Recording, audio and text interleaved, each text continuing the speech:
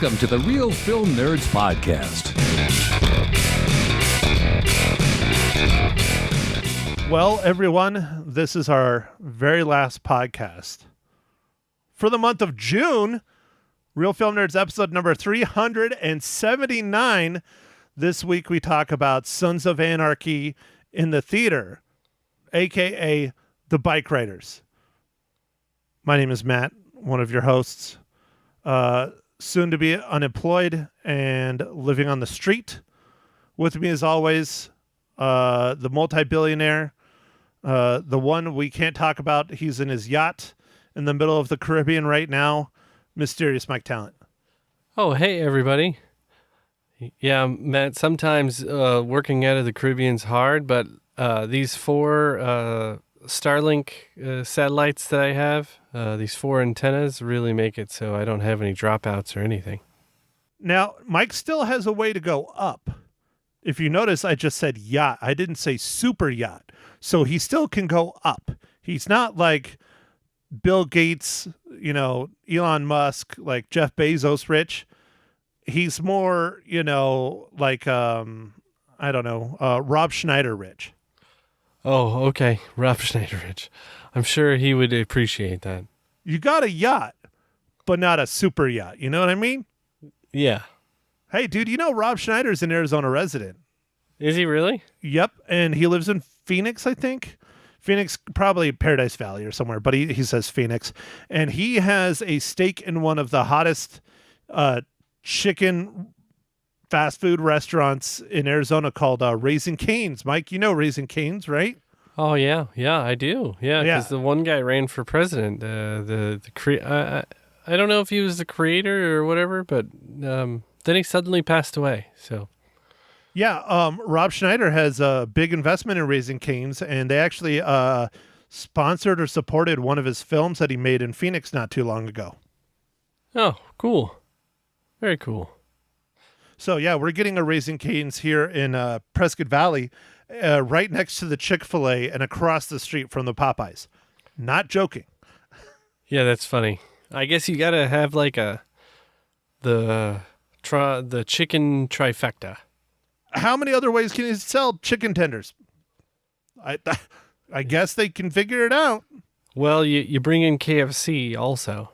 We have a KFC. It's just not in the even vicinity? quarter-mile distance of these three restaurants. Gotcha. Well, I don't know, man. It seems like they go in waves. Now it's like for a while it was burgers, like a lot of burger places opening up, like Shake Shack and stuff. Now it seems like there's a lot of chicken resurgence. I've never even been to a Shake Shack. I want to go one of these days. I heard it's good. It's okay. Oh, just okay. All right. Well, I won't ruin my diet to have a Shake Shack burger then. Although I could have the burger, I just got to throw out the bun. Or at least half of it. Shake Shack is like you get a shake and a burger and it's like, I don't know, like $25-$30. So standard fast food prices today. Got it. Oh, right. But like, it's not any, but to me, everywhere, I don't know, like Five Guys is a good burger. In-N-Out, of course, is a good burger, but I don't know, dude. Have you had Burger Fi? They're pretty good. I've never even heard of Burger Fi. Yeah, Burger Fi is pretty good. I don't know. Is that dude. like Wi-Fi? The burgers are broadcasted to you through the air? Yeah, they're broadcasted to you. Mm-hmm. Nice. Well, okay, Mike, we can sit here and talk about our favorite burger. One that does make me sad, though, not to keep us off topic, but they're shutting down like all the Fuddruckers, like across the country. Oh, yeah. The Fuddruckers in my area closed a while back. But dude, I love Fuddruckers. Yeah, I didn't know they were closing all of them. Yeah, they're shutting down all of them. The one that was in Prescott has been closed for a while, but they had one in Phoenix right next to my sister's work off of the I-17, and I would go there every now and then with her. I love Fuddruckers, man. I thought they make a hell of a burger. They do. They had a lot of customizations. You could get different sizes, different kinds of burgers. Like, Buffalo it was good, burger, dude. Yeah, they had elk a lot burger, of choices. Salmon. Dude, Yeah. I loved it. Great place. Yeah. Because just people don't want to stop and get out of their cars. I don't know. Okay. Anyways, Mike, Right. speaking of vehicles, this week, the Bikeriders. Why don't you break it down for us? See, look at that. Good transition, right? That was a good transition. All right, man. So, The Bikeriders is written and directed by Jeff Nichols. It's starring Jodie Comer, Austin Butler, and Tom Hardy. And this movie is after a chance encounter, headstrong Kathy is drawn to Benny, member of Midwestern motorcycle club The Vandals. As the club transforms into a dangerous underworld of violence, Benny must choose between Kathy and his loyalty to the club. All right, dude. So, what are your first impressions, dude? Dude, I like this movie. I thought it was really good. I enjoyed it quite a bit. I did not realize that the film was based on a work by a photojournalist back in the 60s by the name of Danny Lyon, which I know Danny Lyon. I know the name well. He actually was mostly known for his civil rights photography, and he did a book. I think it was after the Bikeriders. It might have been the 70s, late 60s, early 70s, around the same time period of prison inmates in Texas.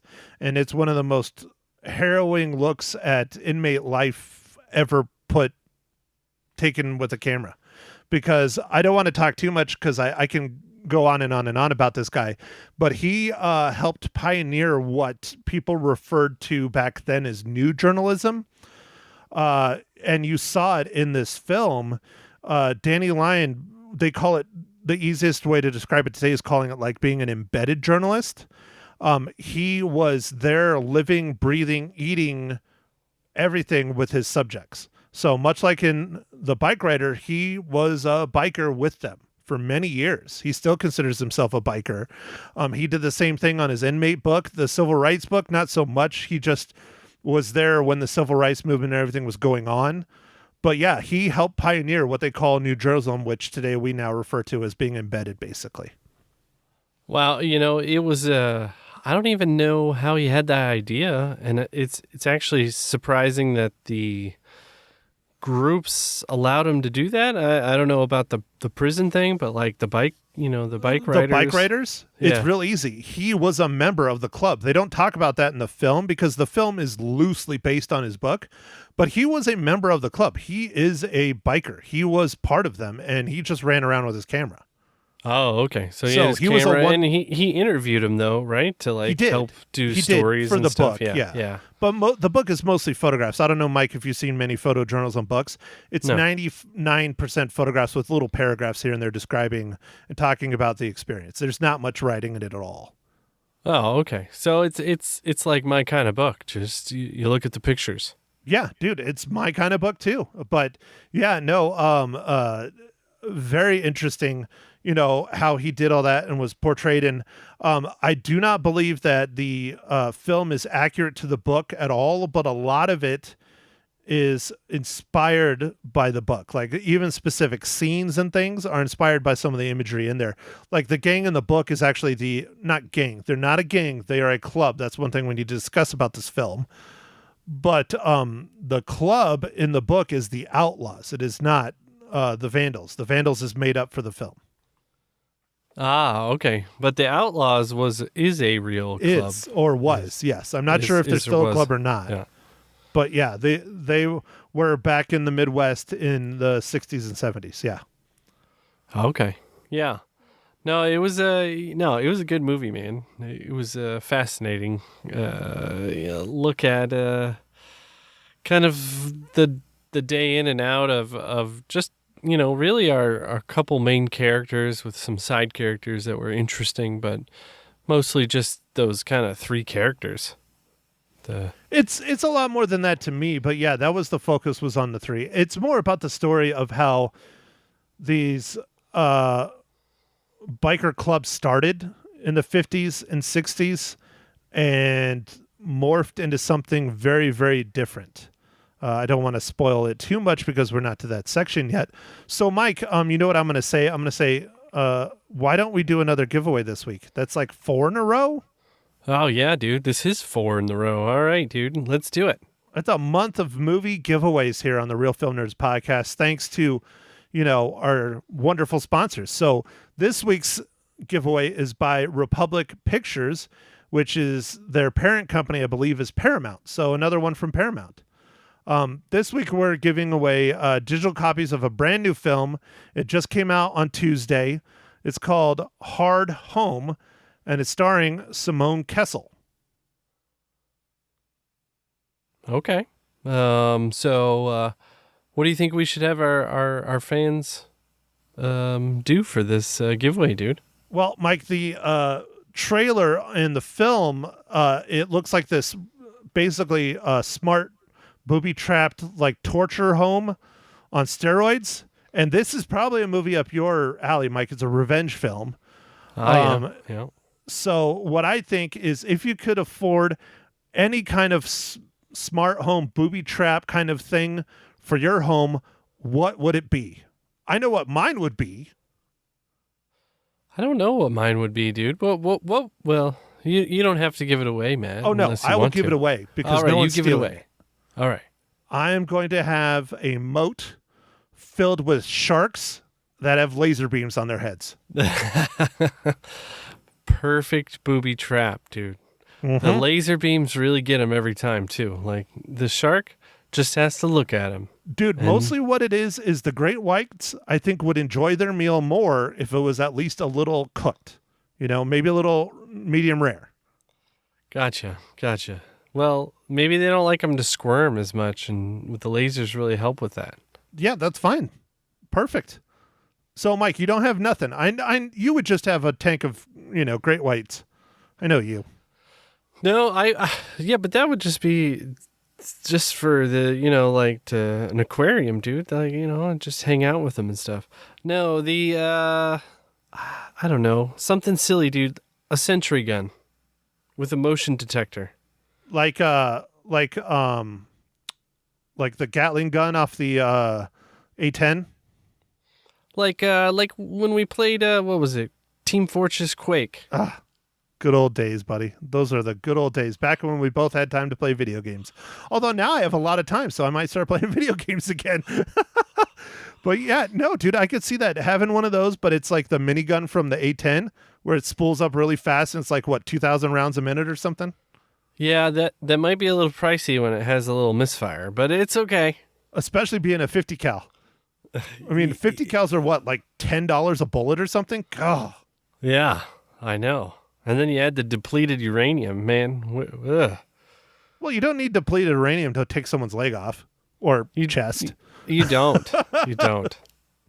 But okay, all right. So there you go. If you would like to be entered into our giveaway to win a free copy of Hard Home, email Mike at realfilmnerds.com. What fun booby trap device would you want to have for your home security needs? I mean, maybe we should start our own company instead of ADT. We'll start the Real Film Nerds shark moats. All right. There's my new business. Perfect. That's your new business, dude. And the key, Matt, is it needs to have AI in it. Oh, yeah, dude. The lasers are going to be controlled by AI. There you go. Now we can sell it. Well, you're going to have to get chips from NVIDIA. Sure. Whatever. If anybody will give us money, yes, it has AI. Yes, we'll take the money. Especially me. All right. Well, Mike, here, let me get the business so we can move on with the podcast. All right. In the brand new action-packed revenge thriller starring Simone Kessel, a mother's high-tech home becomes a trap for her daughter's killer as they play a deadly game of cat and mouse. You can buy Hard Home on digital now. It is rated R, and it is from Republic Pictures. All right, dude. Well, I look forward to our creative fan entries. Yeah, I'm looking forward to it too. I mean, I want to hear some really good ideas. You got to have a really good idea to win. Okay. Sounds good, dude. Honestly, I just wanted to say booby. You did. I figured you did. So You could have said like trap homes but you wanted to do booby traps. yeah, I mean, dude, come on. You grew up with the Goonies too. I did. And the Goonies is fantastic. AMC had a 80s like movie marathon all weekend. It was pretty nice. Oh yeah? What did they show? 16 Candles, Goonies, Indiana Jones, all that good stuff. Oh, all those the are classics. good ones. Fast Times. Gotta love Nice. Fast Times. Yeah. Okay, cool. So, all right.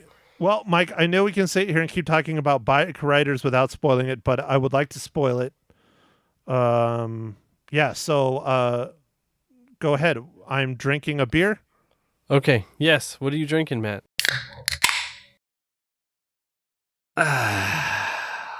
Well, Mike, thank you for asking. I am not drinking anything super fancy. Just drinking a watermelon Trulies. Oh, all right. Gotcha. All right, Matt. For real this time. This is the last summer shandy. Dude, you've been saying that for as long as we've had giveaways, the past month. I know, but I got like a case, dude. You know what? Just to F with you, I'm going to go get summer shandies. Okay, you do it, dude. You go get yourself some summer shandies. I can't afford it, Mike. I'm sorry. Oh, all right. So, okay. Well, all right. Mike, he promises, you've heard it here, last week of the summer shandies for the year. Yep, it is. Okay, all right. So what is this week's absolutely incredible bike-related dad joke? I got dad jokes. I don't think they understand though. Gotta think I'm funny. Other people never laugh though. Dad jokes. Bike related. Well, it's I motorcycles. didn't know I had to have it related. Dude, I thought you liked doing it on point and on theme. I do, but I didn't find a bike one. Oh, okay. Well, we'll take whatever you want to give us, Mike. I shared a pretty good dad joke on my real estate Facebook page today. Oh yeah, what you got? I have to remember what it is Oh, okay. while you sit there and try and figure out your dad joke because you forgot to look it up. Are you serious? Did you seriously forget to look it up? Dude, I forgot to look it up. Damn it, Mike. Okay, so here's right. the one that I had on my Facebook page today. Why did the loan officer approve the loan on the horse farm? Cause he's something about nay. I don't know, man. The investment seems stable. Oh, jeez. Oh, jeez, that's a good one. It's a good one. Oh, Mike. That is a good one, dude. Why don't motorcycles get tired? Oh, dude, you actually found a motorcycle one. That was impressive. That fast. See, Yeah. that joke book I got is paying off, isn't it? It is. Why do motorcycles never get tired? Is that what the question was? Why don't motorcycles get tired? Because they have less horses? Because they're always too tired. Oh. That's Mm-hmm. That's the joke. It sure is, dude. It sure is.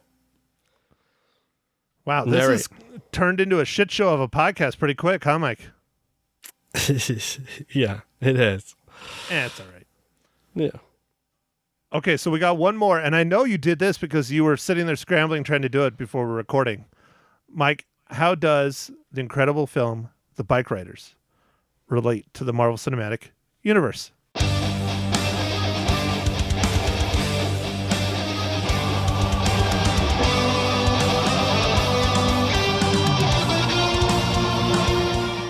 All right, Matt. So earlier you were telling me that I could have done Tom Hardy because in Spider-Man No Way Home, he shows up at the end. But I didn't do that. I wanted to find someone more relevant. So I found Matthew Gatlin, who was a assistant art director on Captain America Civil War. Good job, Mike. Yes. Thank you. It continues, Matt. The streak continues. There's been a couple times where it's come close, Mike. It's come real close. Yes. For sure. It has come close. So, okay, all right. The Bikeriders. Did you tell us what you thought of it? Yeah, man, I enjoyed the movie. I thought it was good. I really liked the way that the story was told, like kind of through the photojournalists kind of interviews and Jodie Comer's character, who was kind of explaining a lot of things. Like, it didn't feel as much like exposition, although, it totally was. Kathy was her character's name? Yeah. Yeah, but I thought that was a interesting approach, and kind of it was a good way to introduce us to all the characters and kind of bring us around to the different things and the different functions that are happening. And it was this was a entertaining movie, and I know it's inspired by real stuff, but it's fictional stuff. But I don't know. It seemed like a lot of things that could happen, and I'm sure some research was done on the kind of things that happened in motorcycle clubs and stuff. And I also thought, man, they were pretty tough riding those looking like extremely uncomfortable motorcycles. Well, dude, those were the bikes of the time, man. I mean, they chopped them themselves and stuff like that. They made a point to talk about that in the film. But, yeah, they're definitely not cruisers like what a lot of people roll around on today. That's for sure. Yeah, they didn't look comfortable and like riding around in a group. And I was like, whoa, man, that seems tough.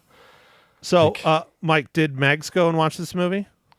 No, she hasn't seen it yet. Because, she's a bike rider. She is, dude. So yeah, I would love to know her thoughts. Yeah, she has her motorcycle's endorsement, man. She can ride. But she doesn't have any bikes anymore, right? That's right, dude. She doesn't have any bikes. Does she want a bike again? Yeah, I think so. Because, I think she should get one and you ride on the back.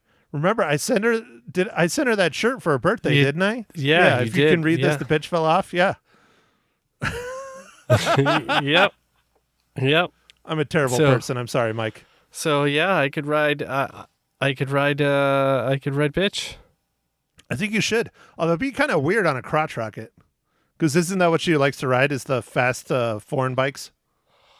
No, I think she liked to ride, what did she call it? Like a hybrid kind of like a mix between a cruiser and a sports bike, I think. Okay. She doesn't like the ones where you have to lay all the way down because it's a pain in the ass, and I don't think she wanted a real heavy bike like some of the cruisers. Those cruisers, man, can weigh like 1,000 pounds, 1,100 pounds. Oh yeah, friend of the show, Mr. Mile High Show, Matt Santos. He has a 2,000cc Kawasaki, I think, and that thing is massive. But he loves it because he says it's like driving a lazy boy down the road. Yeah, but definitely wasn't like that back then. If he laid it down, dude, there is no way he would ever be able to get it up. He would have to have someone help lift it up. It's that heavy. Yeah, dude. Some of those bikes are really, really heavy. So I think she just kind of wants like kind of a midpoint, Well, Mike, okay, so now we can spoil the movie since we're in the spoilers section. This was not really the movie that I expected. I liked, like yourself, that it was told from the viewpoint of Jodie Comer, the wife of one of the club members. I liked that Tom Hardy's character was clearly inspired by Marlon Brando, and, it was more about the club and having fun and being a bunch of outcasts, and like a lot of them had normal jobs. This is not what I thought it was going to be, which was going to be like more Sons of Anarchy kind of style stuff, where it's going to be like motorcycle gangs. And I think they took a bold step saying that it wasn't a gang movie. It showed us how These were legitimate like riding clubs. Yes, they were still outlaws and they still were screw ups and outcasts and all that kind of stuff, but not at the level that the biker gangs started morphing into when people started coming back from the Vietnam War. I thought that was really an interesting tie-in, how that's kind of how they equated to what started bringing the violence and the crime back, because they're coming back addicted to drugs, having hookups for all these ways of getting drugs and laundering money and doing all this shit. And they used the motorcycle clubs to turn them into basically crime syndicates. Yeah. I mean, I think they, like you said, they're people that aren't accepted in a lot of places. They're I guess lack of a better word, they're kind of the outcasts. They're on the fringes of society, and this was a place where they could all hang out and not really be judged for all their tattoos or, whatever job they had. They seemed to all have kind of blue-collarish jobs, I guess. I don't know. Like, they didn't really say everybody's job too much, just some of the main characters. So I think it was just, it just was a kind of a social gathering of like-minded people and some of them didn't even seem like they had families or anything, but they did. Like, I was like, I don't know. It seemed like they'd almost given up on their family and they just did stuff for the club all the time. So that was interesting. Like, I think it was a fine line they were dancing, the ones that had the family and didn't, They had the club, and the club was probably first, but they still were part of their family. I don't know. I'm just probably, because that's one thing. They have all these excellent side characters, like Norman Reedus and Michael Shannon, incredible actors doing incredible side characters. I wanted to know more about the side characters and kind of the crazy ass shit they were doing. Because, I mean, Michael Shannon almost stole the show, and he has like 5 minutes of screen time in this. Oh, yeah, man. Zip Code had some really cool, he had some cool stories. When he'd bust out the stories, it was like, whoa. Like, just talking about just stuff that happened to him and kind of why he was in the club in some ways, because everyone else had kind of shit on him. It was really quite amazing. I mean, I don't want to say I want a longer movie because the movie was 2 hours, which I thought was good. It did not feel long to me. I thought it was perfect. It drags a little bit here and there, but not too bad. But I would not mind them diving deeper into some of these side characters in like cutscenes, extended cuts, something like that. I would love to know more, especially about Zipco and Funny Sonny. Funny Sonny. Yeah, Funny Sonny. Yeah. And do you think, Matt, I mean, we're in the spoiler zone. There's a part where Funny Sonny says why he's there. Do you think that was actually why he was there or not? I don't know. Like, it seemed legit, but also at the same time, he kind of just seemed like, well. No, I think that's why he was there, is because they didn't turn in their colors, because the California clubs were gangs in the 60s. I mean, you remember hearing about, the fight in San Francisco with the Hells Angels who did security for that big concert with the Rolling Stones. Oh, that was the same time period as this film. So I think he was there to like at a minimum mess him up, probably not kill him, but get the colors back. And he liked the guy so much he stayed, at least for a while. Yeah. Yeah, that was funny. But yeah, I don't know, man. And like, they were tough dudes, and like, they got in fights and bar fights and all that stuff. But I like the kind of fight that they had with the other club that was like not entirely intentional. I mean, where the one guy just runs up and punches the guy, and then everybody gets in a fight. That was interesting. Yeah, Johnny was working shit out, and then Benny runs up out of nowhere and just wham! It was great, man. It was really good. And then they just throw it down, and then they finish, getting their shit out, and they have drinks. Like, that is not what the motorcycle clubs have morphed into gangs ever would do today. Right. I mean, they're massive rivals. I think I've talked about it before, but I rolled up to the aftermath of Hells Angels and Mongols, shootout here in town. So that was interesting. Made national news fast. Yeah. Wow. Yeah, I bet it would. Yeah, that We was had that one was of those. interesting. We had one of those happen in my neck of the woods. I don't know if it was Hell's Angels, but somebody, two rival groups, and one of them showed up at the wrong person's, like their bar or whatever. And anyway, Yeah, lots of shots and things have happened. they're Anyway. very, very territorial, man. And what happened on this was a mistake. The Mongols bought a clubhouse down the street and didn't even realize the HA were in town. And one of the Mongols rode by the HA clubhouse literally down the street with his colors on, and an HA guy saw him and started taking shots at him. Or vice versa, one of the two. Wow. Yeah. That's crazy.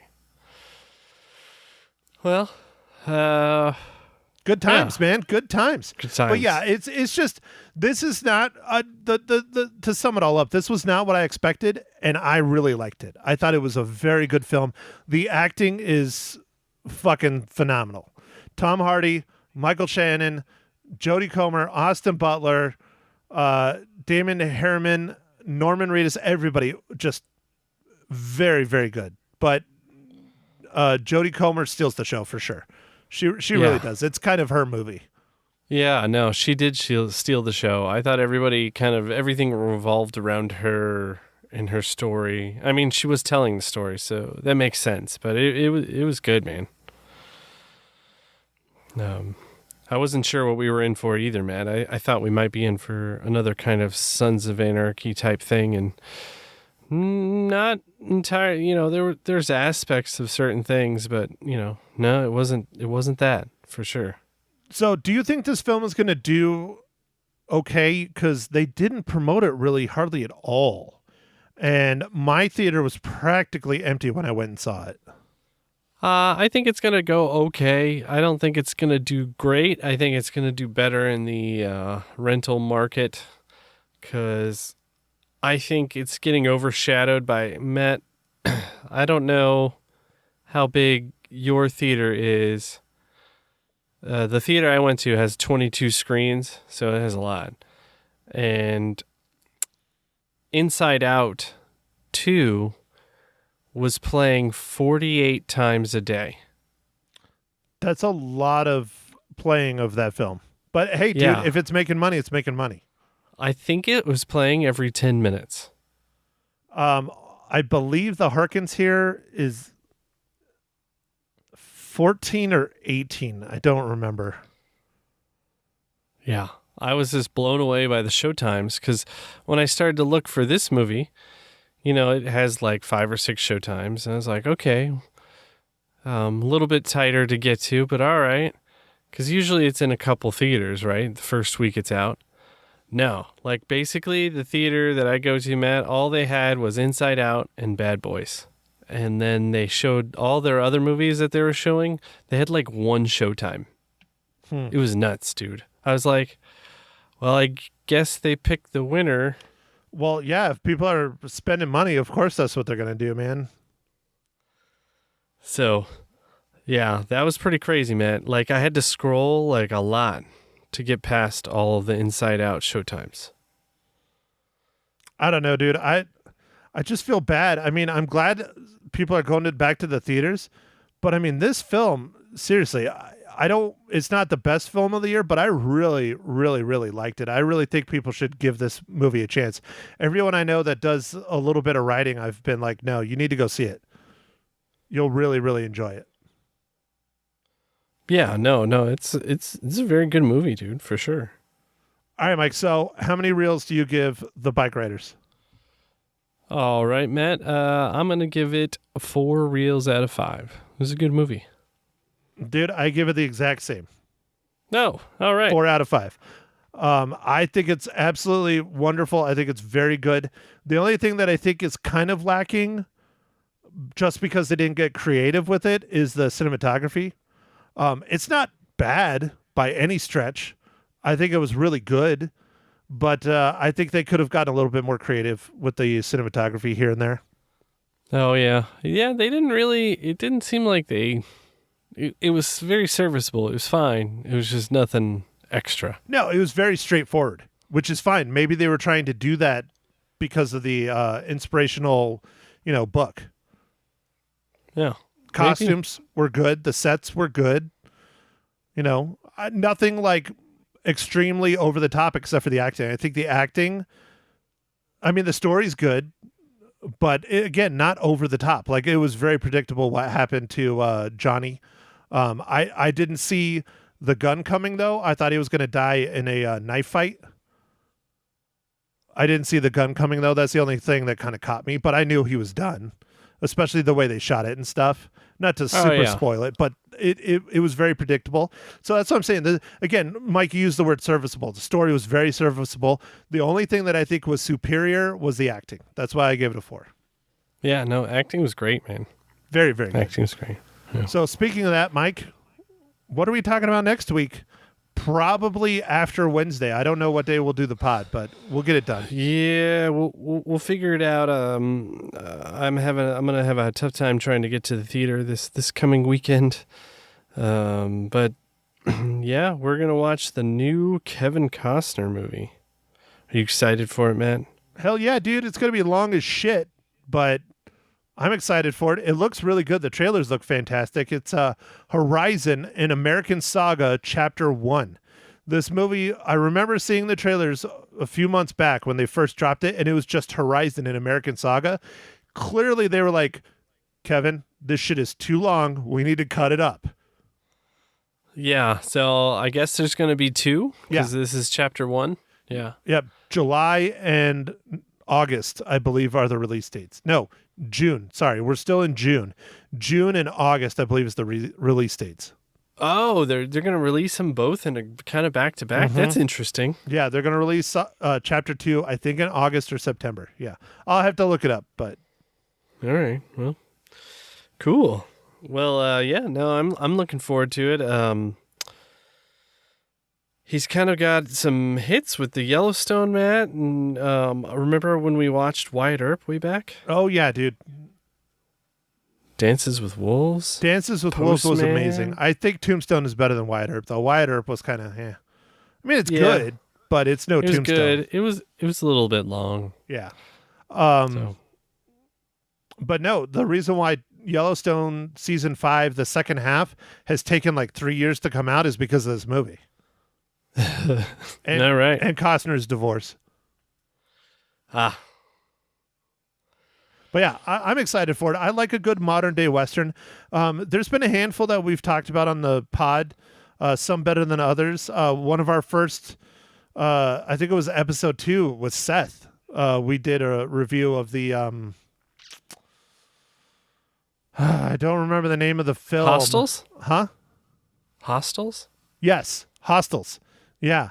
Yeah. No, hey, dude, look, I did it. You nailed it, Mike. Yeah, I believe that was with Seth. I don't think you were on that one. No, my first episode is episode number 3. Black Panther. No. Yeah. Was it Black Panther? Yeah. It was Black Panther, yeah. But no, Hostels was decent. It was pretty good. I liked it. But dude, I really liked like a lot of I'm spacing on his name, Christian Bale's Westerns. 310 to Yuma, I thought was incredible. I thought he was really good in that. Yeah. No, 310 to Yuma is good. So, modern day Westerns. So, yeah. Anyways, we will get to talk all about that next week, Mike. We don't want to ruin it too much. I mean, but being a 3-hour long movie, I'm sure we're going to have a lot to talk about when it comes to Horizon and American Saga. Yeah, for sure.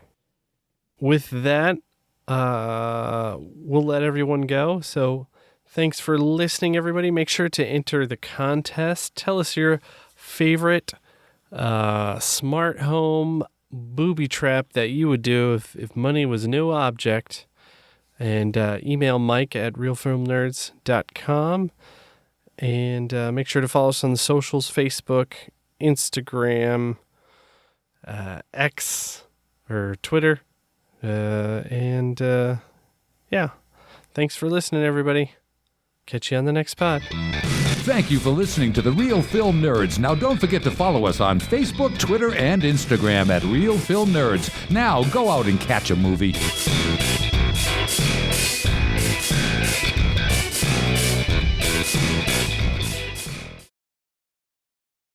Welcome, everyone, to Ma Hinshaw Loses Her Cookies. Episode 69, Bikeriders. Hi, Matt. How's it going in rainy Prescott? That's how you intro your podcast. Podcast number 69. You don't have any sexual innuendos, Mom. Okay. Why? What am I supposed to say? Oh, Jesus. What? It's 69. Never mind. That's what oh, Lord, I didn't think of that. Oh my gosh, really? No, I didn't think about that. I'm sorry. You better No, apologize. How dare you? I will apologize. I did not think of that. Oh my mercy. I'm old. I'm a prude. No, I'm not. But yeah. Sorry, yeah, you folks. are. Well, we Yeah. can talk about all your boyfriends you had. No. It's too boring. Anyway. Nope. Oh my The goodness. Chicago Cub. Fine. I didn't even. Oh my gosh. I didn't even think of that. Boy, am I a dope. Anyway. Well, yeah. He wasn't the cutest person in the world, but he was nice. Anyway, yeah. Yeah. Did you guys Yeah. 69? No, I never did none of that stuff. Gee whiz. We actually went on dates, went out and ate or went dancing, and that was about it. No big thrills. I mean, whatever. Well, Anyway. we all know you were, a flower child raised in the 60s, so you can call it whatever you want. Dancing, going out, going to dinner. I mean, we all know it was the horizontal mambo. No, it wasn't. Not with this lady. No, sorry, Bob. Nope. Well, this movie takes place during that time period, and there's people banging around like horses in this. Well, there wasn't. I mean, not that I was aware of. You didn't see the people banging in this movie? I'm not talking about the movie. I'm talking about when I went dancing, we all just went dancing. And they didn't do the swim or the boogaloo kind of stuff. So I don't know. That was a little bit of a not reality there. Did you twerk? But, oh gosh, they didn't twerk back then. Do you twerk now? No way. I'm old. Can you see an arthritic person with bad knees? Oh, never mind. I'm not going there. I think we have a new T-shirt idea for Superfan Eric. No. We're going to have you holding your walker twerking. Oh, good grief. That's a horrible thought. It's a ghastly thought. Oh, gosh. We need to get Dave Beatty on this. He can draw this up. He can do it. He can put together some T-shirts. No, you can do the wheelchair, but not that. I will not. That's a no. No. Anyway. Ma Twerkshaw. Back to the movie Bikers. It's the Bikers. The Bikeriders. Forgive me, I forgot the. Gee whiz. Anyway. Well, you just said the Bikers. It's the Bikeriders. The Bikeriders. Yes, right. Well, if they were bikers, though, I'm not wrong on that. Yes, but the name of the film is The Bikeriders, just like the name of the book by Danny Lyon, which I talked about in my podcast. Well, good. I'm glad you did, because you're not going to do it on this one, because I am limited to 15 minutes. So there. Well, you're busting that number like you always do. Jeez, you old bat. Oh, dear. Anyway, I loved Austin Butler, but honestly, I thought his part would be much bigger than it was. I really thought that Tom Hardy had a bigger part in it. Maybe I'm wrong. I don't know. But he was the head guy of the biker group, and he was superb. The actors in this film were all superb. Very good. Very good. And he was amazing. But Austin was too. I mean, I guess people have all known persons like Austin's character, where they really love speed and they're just crazy guys and they try and outrun police and stuff. probably a lot of people have known folks like that, But I love Jody. She just nailed it. That was so cool. And I loved how, she would talk with the guy that was interviewing her, and they're in the laundromat. Oh boy, back in the day when you went to laundromats and watched them spin, that was thrilling. Anyway, and I can't believe she's British, and her accent was really, really good, and I don't know, the cinematography, I'm not going to say that was earth shaking, but it was cool because, the housing was like the houses that were in Chicago of that day, I believe. And the bikes were all just really beautiful, and I didn't see them get very muddy. Did you? I don't know what you mean by getting very muddy. I mean, they got extremely muddy in the film. They fought and wrestled when they were doing the dirt bike stuff. Oh, that one, yes. But I mean, really, when they were just driving down the streets and stuff like that, I would think their bikes were shiny as heck. And I thought, well, they could have been a little bit muddy at times, but they weren't. They were just all beautiful bikes. Everybody, if you like biker movies, I would say go see this. I think you'd really enjoy it. And I think it was very good depiction of the 60s, the clothes and everything. Except, big deal, most of them were wearing biker jackets, but she was dressed in 60s clothing and stuff. And the hairstyle definitely was 60s, and anyway, I never fell asleep. There weren't really any six-pack abs. I mean, you could see Austin's muscular arms, but that was about it. There was no nudity. There was too nudity. There was the people 69ing. Wait, what? In the background. Oh, good God. I missed. At the party. Oh, good grief. There's a bunch of them. Well, I'm sorry. I missed it. I guess I didn't see that. I was too busy looking at her or something. I don't know. They were? Okay, I'm shocked. Yeah. I back. My blindness, I did not see that. Please forgive me. Oh, dear. Well, then you'll have to go. No, I didn't see. Oh, my heavens. Well, no wonder it was rated R then. Gracious. Okay. Well, and the violence and the swearing and, all that stuff. The fun stuff. Yeah, right. Yeah, there was a lot of potty mouth. That's true. I mean, if you don't like potty mouth, yeah, I wouldn't go to that movie then. Yeah. Them all sorts of $25. Yeah, that's true. Oh, I didn't notice because I was too busy just looking at, well, I feel bad. Pardon me altogether. I'm glad you saw that, Matt, because I really didn't notice. Okay, anyway. So that's my recommendation, and I'm sticking to it. So what is your recommendation then? That people go see it in the movies. I mean, it might be okay at home on the TV too, but I would go see it, and I think you'd enjoy it. I didn't fall asleep, but like I say, yeah, my eyeballs were bad. I didn't really look at the background, and oh dear, I'm embarrassed. But anyway, yes, go, and my cookies is I gave it 5 cookies.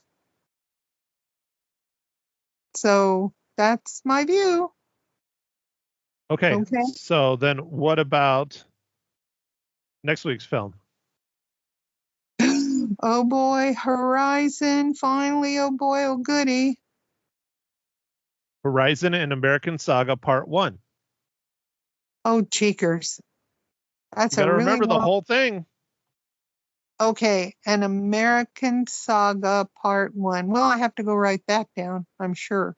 Well, why Oh, are you going to write it down? You can't read it. I can read my writing, but I write awful big. Anyway, yeah.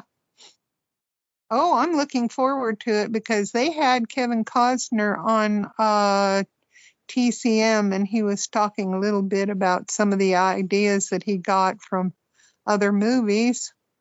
Don't understand the Sandpiper one. That's why I'm really curious to see this movie and how it works out. And he said he filmed it in Moab, and I know I've been to Moab, but I'll be curious to see just the area and how they filmed it. Right. Right. Anyway, everybody go. So far, there's only 4 tickets sold here, I think. That's not very good. Oh boy. But I like Kevin Costner, so I hope it's really good. Right? Well, I don't know. I hope so, Mom. You're the one that's going to have to come back next week and tell us all. Yeah. What? You're not going? Well, why? What? Okay. Never mind. All righty. Okay, so yes, I'm not going to go see the movie then? Like, why would you go see it and not me? That doesn't make any sense. Oh, no, it doesn't make sense, but I'm going to go Seriously, see it. have you been smoking the pots today? No, I think my ginger ale is going to my head. Oh, dear. I mean, they make marijuana legal finally, and then you're all over it because you're a flower child? No, I was never, and I Shame. don't like the smoke. It's horrible. I hate it. You? Well, that's why you eat brownies. No, I don't Or do any of gummies. that. Nope. They get stuck in my dentures. No, I don't. Mm-mm. Anyway. Yes. Well, I'm really excited to see this. I think Kevin Costner needs all the money he can get. Yay. So everybody go to I the. don't think he does, Mom. I think I need more money than he does at this point. Well, I know you do, Matt. So please donate to the Matt Hinshaw funds or something. I don't. Anyway. Well, love you guys. And go see a movie and relax and pork out on popcorn with lots of butter. Yum. Okay? Okay, are you done? Mm-hmm. Okay, well, thank you everyone for listening to another ish episode of Ma Henshaw Loses Her Cookies. I'm sorry that she was so stoned through this one and didn't make a lot of sense, but she tried. Next week, the reason why Kevin Costner hasn't been doing Yellowstone. Horizon, an American Saga, Part 1. Thanks for listening. We will chat with you next week. Bye.